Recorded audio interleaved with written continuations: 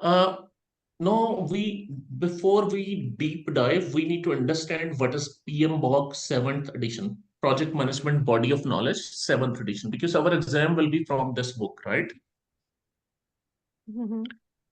PMBOK 7th edition shift focus from process-based approach of previous edition of a more principle-based and performance-driven approach, okay? Like now we will not be focused on all 47 or 49 processes, okay? Our focus will be more towards management principles and performance domains, okay? Previously, we cared about in last edition, which was 6th edition, we were concerned about 5 process group. What are these process group? These are initiating, planning, execution, monitor and control, and closing. And there are 49 processes within this process groups, okay, which were in 6th edition. But here we will not be like judged on basis of the process. In fact, we will be judged on these things, okay. We need to take always, what are 12 project management principle? We need to always take stewardship, like ownership of the things. We need to work as a team. We need to make sure our stakeholders are satisfied. We need to make sure we understand the value well as a project manager. We need to make sure we are system thinking, means we have always integral view, like project manager always have 360 view, holistic view. You're getting my point? Yeah. And you need to show leadership. If I ask you precisely what is difference between leader and manager, what will be the one line answer? A leader will be somebody who takes lead to lead a team of people to do to complete a certain task. Manager? Manager will be somebody who just manage people, manage the Manage process. people. Okay, It no doesn't problem. actually lead them. Okay. Okay. See, once we say leader, leader always tell team that they are important. Okay. Leader always give the impression that team is important. Manager always give the impression that he is important. You got my point? Yeah.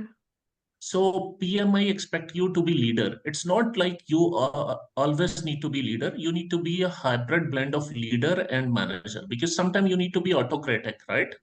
Because we human sometimes need a push to do the work, right? Yes. Yeah.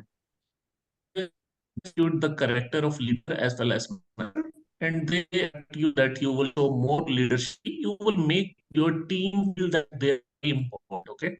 Because once you give them ownership, they will execute the task in a best way, because they will think that they are owned by somebody and somebody is caring about them, right? And also there is one concept which will be very important. It is tailoring.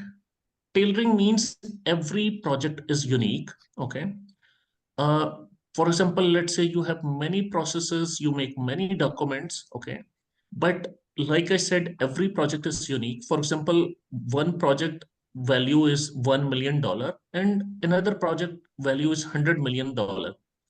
So will you put same effort on both projects, or you will do the tailoring?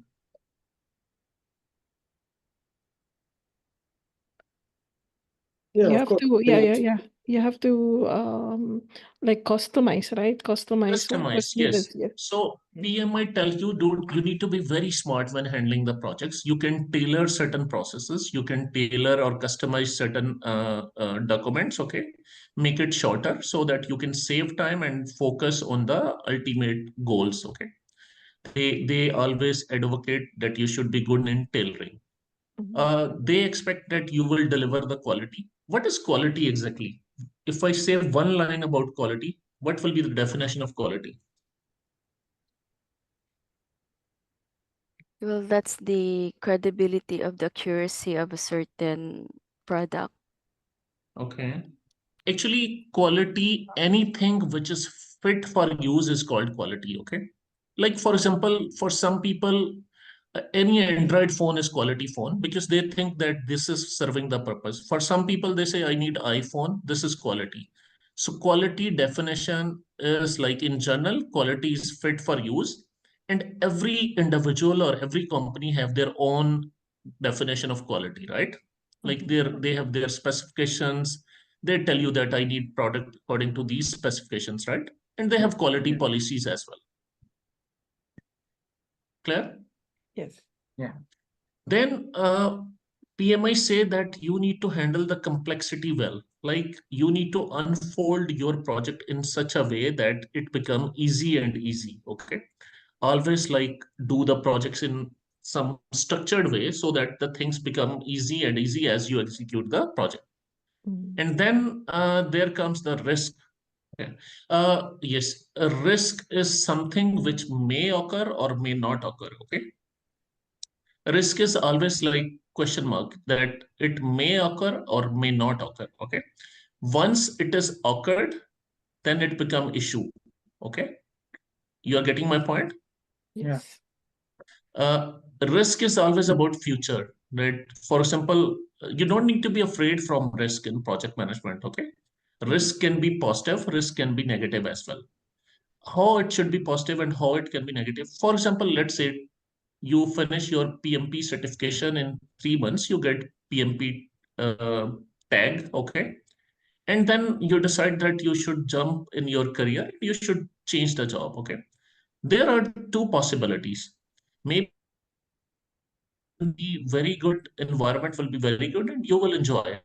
So the risk is that you will enjoy the salary benefits and things, maybe there can be a situation, your new organization, maybe they are very political environment and things are not as per the expectation. So risk can be positive, risk can be negative as well. You're getting my point? Yeah.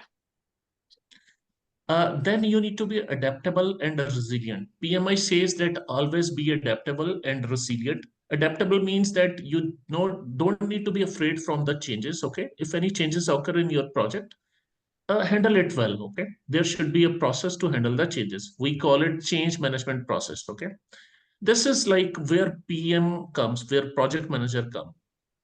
Always remember that any if you are good in change management, then you are a good project manager. Okay, change management means that if any change occur in scope, schedule, and cost, you need to handle it well, you need to document it well. Okay, this is clear, the slide? Yes. So now you understand how you will be tested in exam when it comes to the PMP. Like you will be tested under 12 project management principles, and then there will be 8 performance domains. Okay. What are these performance domains? Like you need to understand that stakeholders are very important. Who are stakeholders? What is definition of stakeholder?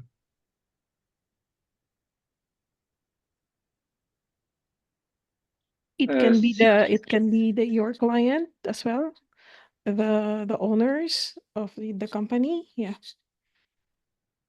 Okay, good.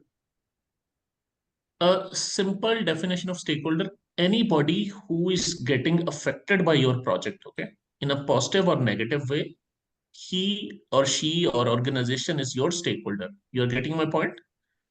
Yeah. Like, for example, you're doing a project in a community, okay?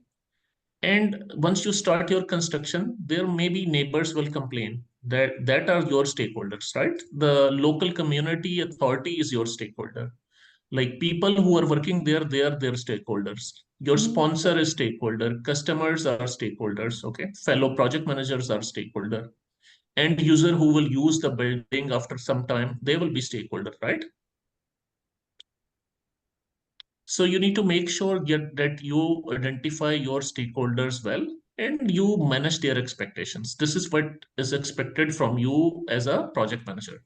Then you need to make sure that team performance domain, like you handle the team in such a way that they will be performing team. Okay.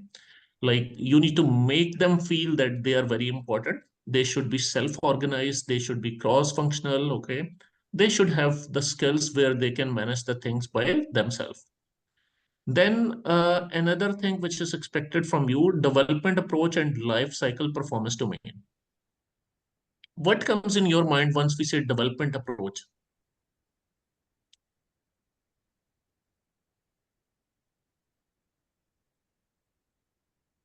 Okay. Always remember, we are handling project in three ways. Okay. First approach is called predictive approach, which is called waterfall. Okay. Once I say predictive, okay, it means that you start the project, initiate the project, plan the project, execute, monitor and control, and close the project. That is called step-by-step predictive approach. There can be another development approach, which can be agile. Okay. Uh, Once I say predictive you use when your scope is very much clear. Okay. You know exactly what is the scope. Then you will use predictive life cycle.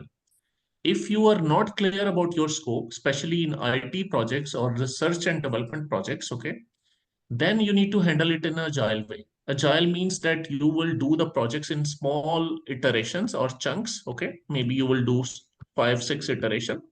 You start with the minimum viable feature, like you will deliver what you know.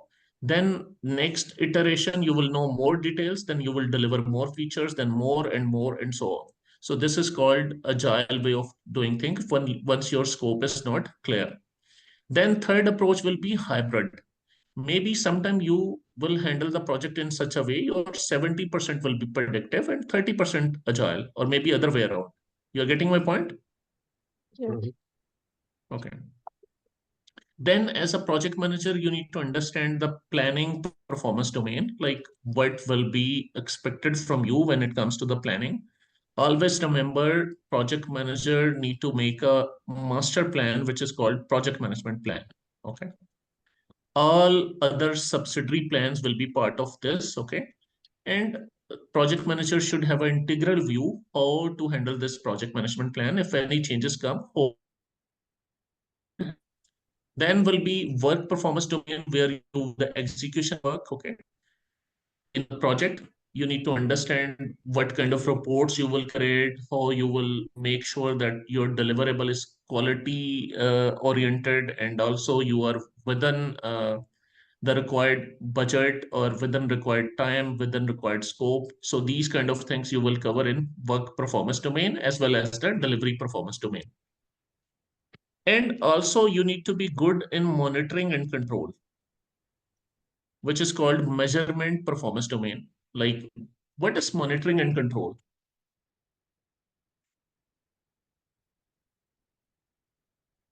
Like at certain stage, you need to understand, for example, your project duration is 1 year. And if your sponsor or your uh, VP asks you that where we are in terms of scope and schedule and costing, you should give him the clear view whether you are over budget or under budget, whether you are on schedule, behind schedule, or ahead of schedule, okay, and where you are in terms of scope. So these kind of things you need to monitor throughout the project, like where your project is going, whether it is in right direction or whether you need to put more resources, more money, or more training for the people. So these kind of things will be very important. Then you need to be good in handling the risk, which is uncertainty risk performance domain. So these principles and domain represent the shift towards adaptability, continuous improvement, and tailoring approach based on the project environment. You're getting the point, like how you will be tested in exam. You will be tested on basis of 12 management principles, project management principle, and 8 performance domains, right? Like task will be out of this. And they say that your project PMP exam will be, first domain will be business environment, second will be people, third will be process. So these all tasks will be distributed among these 3 domains.